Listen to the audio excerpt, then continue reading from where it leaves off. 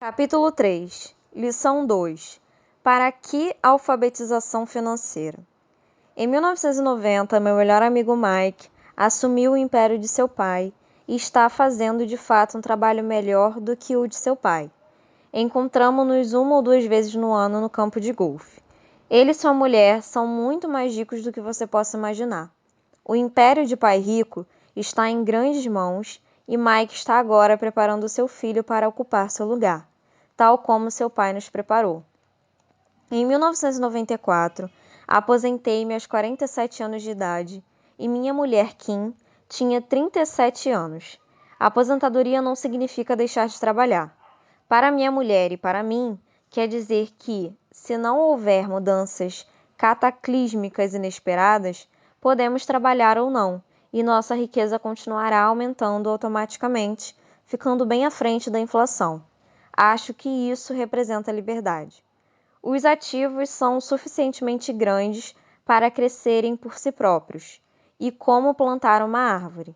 Você a rega durante anos e então, um dia, ela não precisa mais disso. Suas raízes são suficientemente profundas. Então, a árvore lhe proporciona sombra para seu prazer. Mike optou por dirigir o império e eu por aposentar-me. Sempre que faço palestras, as pessoas perguntam o que lhes aconselho ou o que elas deveriam fazer. Como começar? Há algum bom livro que eu possa recomendar? O que elas deveriam fazer para preparar seus filhos? Qual é o segredo do sucesso? Como é que eu ganho milhões? Nessas ocasiões, sempre me lembro de um artigo que me deram certa vez. Diz mais ou menos o seguinte: os homens de negócios mais ricos. Em 1923, um grupo de nossos maiores líderes e homens de negócios mais ricos participou de um encontro no hotel Edgewater Beach, em Chicago. Entre eles estavam Charles Subey, presidente da maior siderúrgica independente, Samuel Insull, presidente da maior empresa de energia elétrica, Roald Hobson, presidente da maior empresa fornecedora de gás, Ivar Kreuger, presidente da International Met School, uma das maiores empresas da época, Leon Fraser, presidente do Banco Internacional de Compensações Financeiras, Richard Whitney, presidente da Bolsa de Valores de Nova York, Arthur Cotton e Jesse Livermore, 2 dos maiores especuladores de ações, e Albert Falle, um membro do gabinete do presidente Harding. 25 anos depois, 9 deles, os listados anteriormente, terminaram como se segue. Schulbe morreu sem um centavo, depois de viver 5 anos de empréstimos. Insull morreu falido em um país estrangeiro. Kreuger e Cotton também morreram falidos. Hobson ficou louco, Whitney e Albert Falle tinham acabado de sair da cadeia, Fraser e Livermore se suicidaram. Duvido que alguém possa dizer o que aconteceu realmente com aqueles homens. Se você olhar a data de reunião, 1923, foi antes do crash da Bolsa de 1929 e da Grande Depressão, o que desconfio deve ter tido grande impacto sobre esses homens e suas vidas. O interessante é isto. Hoje vivemos em tempos de mudanças maiores e mais aceleradas do que esses homens vivenciaram. Imagino que nos próximos 25 anos deverão registrar-se auges e quedas comparáveis aos enfrentados por eles. Estou muito preocupado pelo fato de que gente demais se preocupa excessivamente com dinheiro e não com sua maior riqueza, a educação. Se as pessoas estiverem preparadas para serem flexíveis, mantiverem suas mentes abertas e aprenderem, elas se tornarão cada vez mais ricas ao longo dessas mudanças. Se elas pensarem que o dinheiro resolverá seus problemas, receio que terão dias difíceis. A inteligência resolve problemas e gera dinheiro. O dinheiro sem inteligência financeira é dinheiro que desaparece depressa. A maioria das pessoas não percebe que na vida o que importa não é quanto dinheiro você ganha, mas quanto dinheiro você conserva. Todos ouvimos de histórias de ganhadores de prêmios na loteria que eram pobres, enriqueceram subitamente e voltaram a ser pobres. Ganham milhões e logo estão de volta ao ponto de partida. ou histórias de atletas profissionais que aos 24 anos ganham milhões de dólares ao ano e que aos 34 estão dormindo embaixo da ponte. Hoje de manhã, quando estou escrevendo isto, o jornal conta a história de um jovem jogador de basquete que um ano atrás era milionário. Hoje ele diz que seus amigos, seu advogado e seu contador levaram todo o seu dinheiro e está trabalhando em um lava-carros por um salário mínimo. Ele tem apenas 29 anos, foi demitido do lava-carros porque se recusou a tirar seu anel de campeão enquanto trabalhava, e por isso sua história chegou ao jornal. Ele estava lutando por sua reintegração, alegando dificuldades para sobreviver e discriminação. O anel era tudo o que lhe restara. Afirmava que se isso lhe fosse tirado, ele desmoronaria. Em 1997, sei de muitas pessoas que estão se tornando milionários instantâneos. É a volta dos loucos anos 20. E embora fique feliz de ver que pessoas se tornam cada vez mais ricas, só posso advertir que no longo prazo não importa tanto quanto você ganhou, mas o quanto você conservou e por quantas gerações isso é conservado. Partindo deste princípio, quando as pessoas perguntam: como o senhor começou? Ou, diga-me como ficar rico rapidamente. Elas frequentemente ficam muito desapontadas com minha resposta. Eu simplesmente lhes digo o que meu pai rico me falou quando eu era um moleque. Se você quiser ficar rico, você precisa de uma alfabetização financeira. A ideia era martelada na minha cabeça toda vez que nos encontrávamos. Como já disse, meu pai, instruído, destacava a importância da leitura de livros, enquanto meu pai rico destacava a necessidade de dominar os conhecimentos das finanças.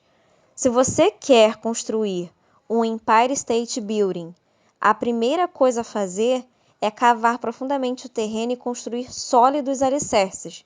Se você vai construir uma casa no subúrbio, tudo o que tem a fazer é assentá-la numa laje de concreto de 15 centímetros. A maioria das pessoas, em sua ânsia de enriquecer, tenta construir um Empire State Building sobre uma laje de 15 centímetros. Nosso sistema escolar, por ter sido criado na época agrária, ainda acredita em casas sem alicerces. Chão de terra batida ainda está na moda. Assim, a garotada sai da escola sem qualquer fundamento financeiro. Um dia, insones e endividados no subúrbio, vivendo o sonho americano, elas decidem que a resposta para seus problemas financeiros está em achar um meio de enriquecer rapidamente. Começa a construção do arranha-céu. Sobe rapidamente e logo, em lugar de um Empire State Building, temos a torre inclinada dos subúrbios, de volta às noites insones. No meu caso e no de Mike, quando adultos, as nossas escolhas foram possíveis porque fomos ensinados a construir sólidos alicerces quando éramos apenas crianças. É bom recordar que, diferentemente do Brasil, nos Estados Unidos os subúrbios são os locais de moradia das classes mais abastadas. Agora vejamos. A contabilidade é possivelmente um dos assuntos mais áridos do mundo e pode também ser o mais confuso. Mas se você quiser ser rico, pode ser o assunto mais importante. A questão é: como pegar um tema entediante e confuso e ensiná-lo a crianças? A resposta é: simplifique. Comece por ensiná-lo por meio de figuras. Meu pai rico construiu um sólido alicerce financeiro para Mike e para mim. Já que éramos apenas crianças, ele criou uma forma muito simples de ensinar. Durante anos, ele apenas fazia desenhos e usava palavras. Mike e eu entendíamos os desenhos simples, o jargão, o movimento do dinheiro, e então, anos mais tarde, Pai Rico começou a incluir números. Hoje, Mike domina uma análise contábil muito mais complexa e sofisticada porque precisa disso. Ele tem que controlar um império de $1 bilhão. Eu não sou tão sofisticada porque meu império é menor. Contudo, ambos partimos do mesmo alicerce simplificado. Nas páginas que se seguem, apresentarei as mesmas figuras simples que o pai de Mike criou para nós. Embora simples, esses desenhos ajudaram a orientar dois garotos na construção de uma grande riqueza embasada em fundamentos sólidos e profundos. Regra número 1. Você tem que conhecer a diferença entre um ativo e um passivo e comprar ativos. Se você deseja ser rico, isso é tudo que você precisa conhecer. E a regra número 1 é a única regra. Isto pode parecer absurdamente simples, porque não se tem ideia do quanto é profunda. A maioria das pessoas tem dificuldades financeiras porque não conhece a diferença entre um ativo e um passivo. As pessoas ricas adquirem ativos. Os pobres e a classe média adquirem obrigações pensando que são ativos. Quando o pai rico explicou isso para Mike e para mim, pensamos que ele estava brincando. Aí estávamos, quase adolescentes, esperando pelo segredo do enriquecimento, e essa era a resposta. Era tão simples que precisamos parar um longo tempo para pensar a respeito. O que é um ativo? Perguntou Mike. Não se preocupe agora, disse Pai Rico. Deixe a ideia amadurecer. Se você puder entender a simplicidade, sua vida terá um rumo e será fácil do ponto de vista financeiro. E simples, por isso é que não se presta atenção. O Senhor quer dizer que tudo o que precisamos conhecer é o que é um ativo, comprá-lo e ficaremos ricos? Perguntei. Pai Rico balançou a cabeça afirmativamente. E tão simples assim? Se é tão simples, por que é que todos não ficam ricos? Perguntei. Pai Rico sorriu. Porque as pessoas não sabem distinguir um ativo de um passivo. Lembro de ter perguntado: como é que os adultos podem ser tão ignorantes? Se é tão simples, tão importante, por que todo mundo não procura descobrir a diferença? Pai Rico levou apenas alguns minutos para explicar o que eram ativos e passivos. Já adulto, tive dificuldade em explicar isso a outros adultos. Por quê? Porque os adultos são mais espertos. Na maioria dos casos, a simplicidade da ideia escapa aos adultos porque eles foram educados de maneira diferente. Eles foram educados por outros profissionais instruídos, como banqueiros, contadores, agentes imobiliários, planejadores financeiros e assim por diante. A dificuldade está em levar os adultos a desaprender ou a tornar-se outra vez criança. Um adulto inteligente frequentemente se sente diminuído ao prestar atenção em definições simplistas. Pai Rico acreditava no princípio SE, simplifique estúpido, de modo que ele simplificou as coisas para os dois garotos e lhes deu uma sólida base financeira. O que provoca confusão? Ou como algo tão simples pode parecer tão enrolado? Por que alguém compraria um ativo que na verdade era uma obrigação? A resposta está nos conhecimentos básicos. Pensamos em alfabetização e não em alfabetização financeira. O que define se algo é um ativo ou é um passivo não são as palavras. De fato, se você quer ficar realmente confuso, procure as palavras ativo e passivo no dicionário. Sei que um contador pode achar boa a definição, mas para a pessoa média não faz sentido. Mas nós adultos muitas vezes somos orgulhosos demais para admitir que algo não faz sentido. Quando éramos garotos, Pai Rico falava: o que define um ativo não são as palavras, mas os números.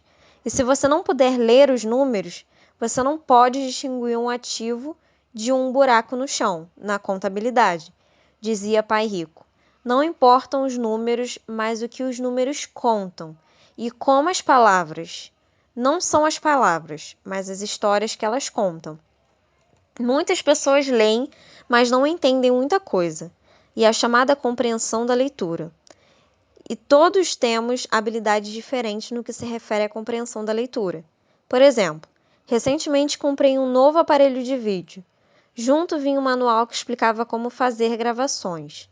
Tudo o que eu queria era gravar meu programa preferido numa sexta-feira à noite. Quase fiquei maluco tentando ler o manual. Nada no meu mundo é tão complexo quanto programar a gravação do vídeo. Eu li as palavras, mas não entendia nada. Eu tiro 10 no reconhecimento das palavras, mas tiro 0 na compreensão. E o mesmo acontece com a maioria das pessoas quando se trata de demonstrações financeiras. Se você quer ficar rico, você tem que ler e entender os números. Ouvi meu pai rico repetir isso 1000 vezes e também aprendi. Os ricos adquirem ativos e os pobres e a classe média adquirem obrigações. Aqui está a maneira de distinguir ativos de passivos. A maioria dos contadores e profissionais das finanças não concordam com as definições, mas estes desenhos simples foram o início de uma base financeira sólida para dois garotos. Para ensinar a pré-adolescentes, Pai Rico simplificou tudo durante anos, usando tantos diagramas quanto possível, o menor número de palavras possível e nenhum número.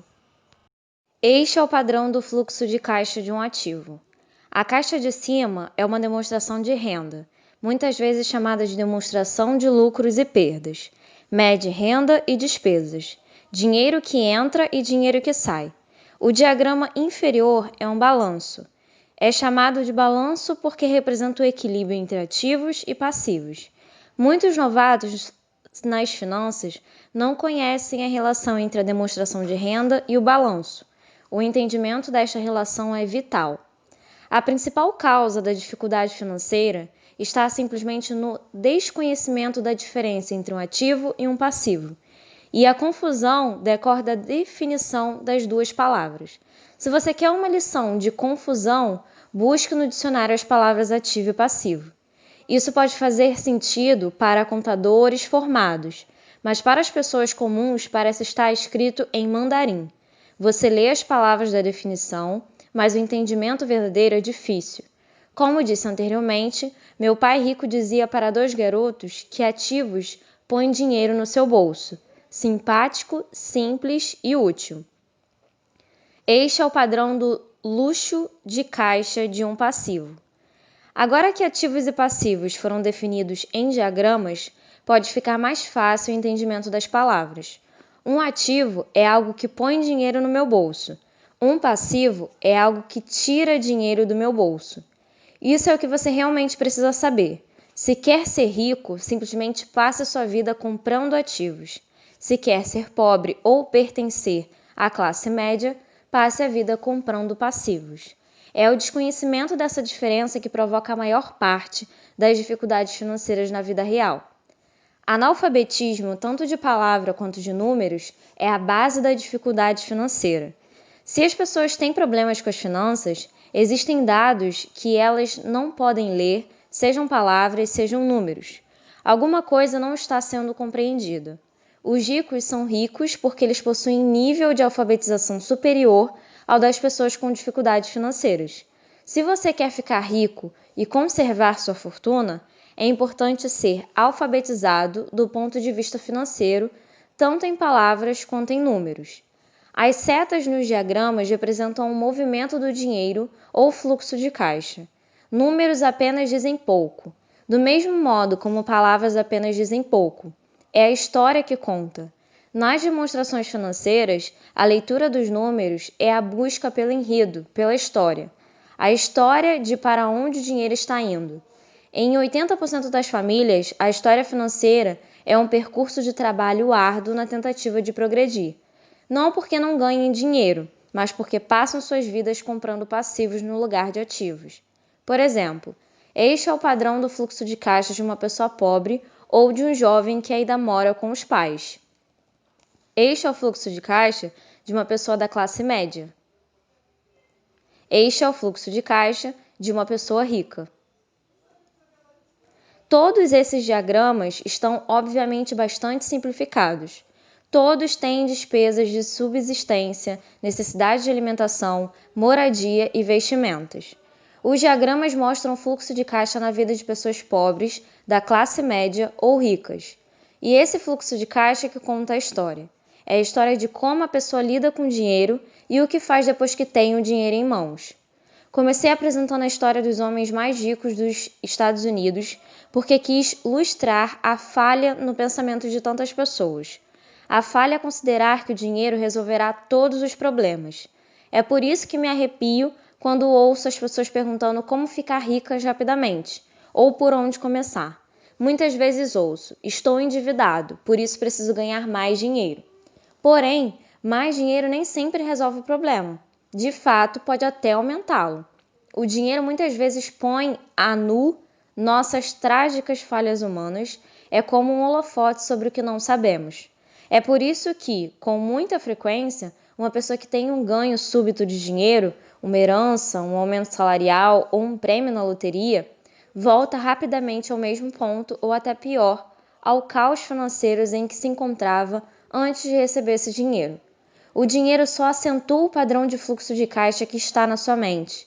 Se seu padrão for gastar tudo o que ganha, o mais provável é que um aumento de dinheiro disponível apenas resulte em um aumento de despesas.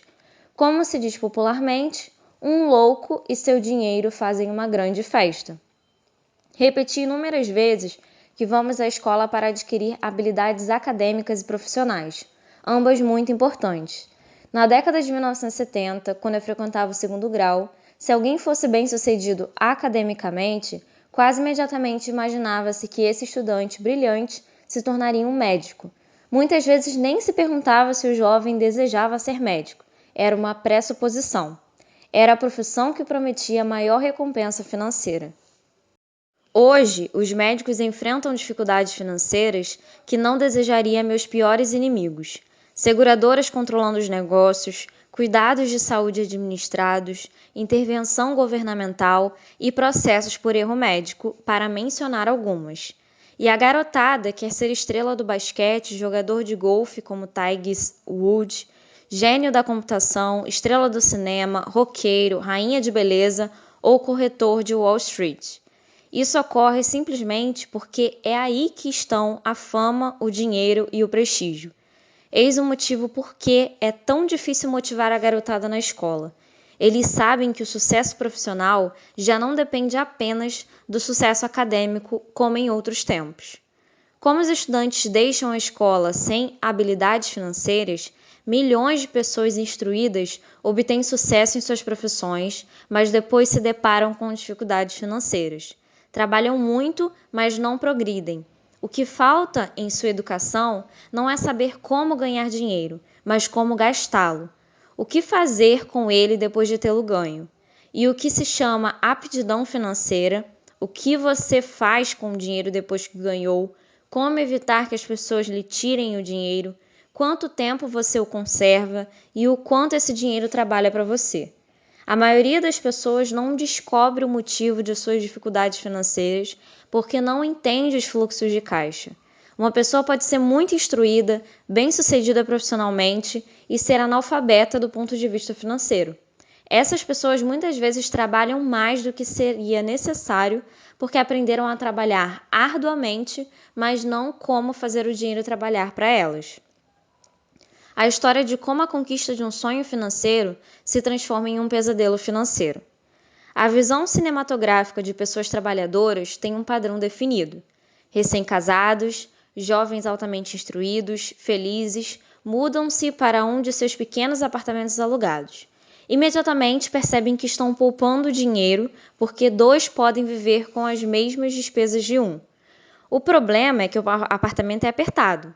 Decidem então poupar para comprar a casa de seus sonhos e ter filhos. Eles têm duas rendas e se concentram em suas carreiras. Suas rendas começam a aumentar e aumentar. E suas despesas também. A despesa número 1 para a maioria são os impostos. Muitas pessoas pensam que se trata do imposto de renda, mas para a grande parte dos americanos, o que pesa mais é a Seguridade Social.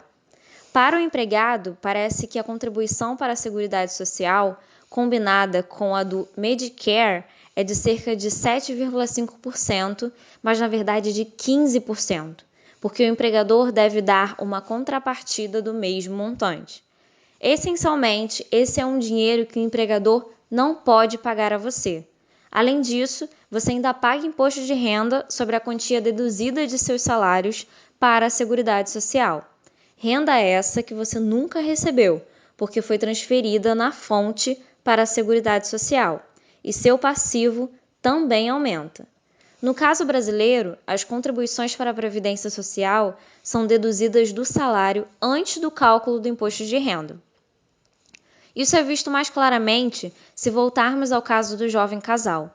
Em consequência do aumento de suas rendas, eles resolvem comprar a casa de seus sonhos. Uma vez adquirida, eles pagam um novo imposto, o chamado imposto de propriedade. Então, eles compram um carro novo, novos móveis e novos eletrodomésticos para montar um novo lar. E de repente acordam e a coluna do passivo está atulhada de dívidas hipotecárias e do cartão de crédito. Agora, eles estão aprisionados na corrida dos ratos. Chega o primeiro filho. Eles trabalham ainda mais, mais dinheiro e mais impostos, a chamada escalada da alíquota. Um cartão de crédito chega pelo correio. Eles o usam. Mais despesas. Uma financeira telefona e diz que seu maior ativo, sua casa, teve seu valor aumentado. A empresa oferece um empréstimo de consolidação porque sua ficha é tão boa e lhes diz que o mais inteligente a fazer é zerar os altos juros ao consumidor, liquidando seu débito junto ao cartão de crédito. E, além de tudo, os juros pagos sobre a hipoteca imobiliária podem ser deduzidos do imposto de renda. Eles aceitam e zeram os débitos de seus cartões de créditos onerados pelos elevados juros ao consumidor. Eles suspiram aliviados. A dívida com o cartão de crédito está encerrada. Agora suas dívidas de consumo estão somadas à hipoteca imobiliária de sua casa própria. As prestações mensais são reduzidas porque ampliaram o financiamento para 30 anos. E atitude muito inteligente. O vizinho os convida para irem às compras, afinal, está começando a liquidação do Memorial Day. Uma chance de poupar algum dinheiro. Eles se dizem, não vamos comprar nada, só vamos olhar. Mas, para a eventualidade de achar uma boa oferta, põe aquele novo cartão de crédito na carteira. Encontro este jovem casal a toda hora. Seus nomes mudam, mas seu dilema financeiro é o mesmo. Eles vêm a minhas palestras para ouvir o que tem a dizer. Perguntam-me, o senhor pode nos dizer como ganhar mais dinheiro? Seus hábitos de compra os levam a buscar mais renda. Eles nem sabem que o problema está na forma que escolheram para gastar o dinheiro que têm. São provocados por seu analfabetismo financeiro e por não entender a diferença entre um ativo e um passivo.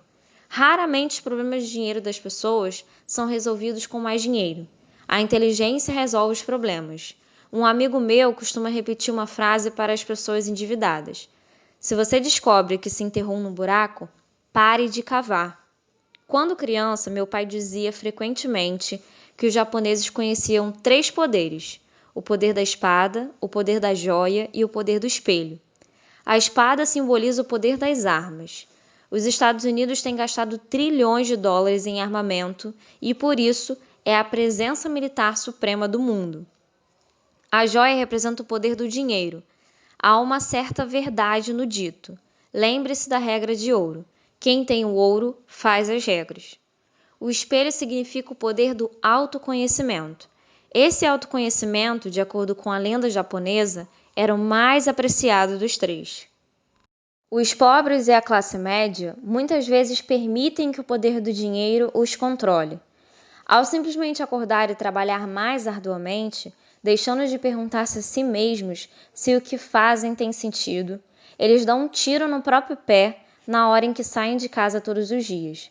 Por não entendê-lo plenamente, a vasta maioria das pessoas permite que o formidável poder do dinheiro exerça o controle sobre elas.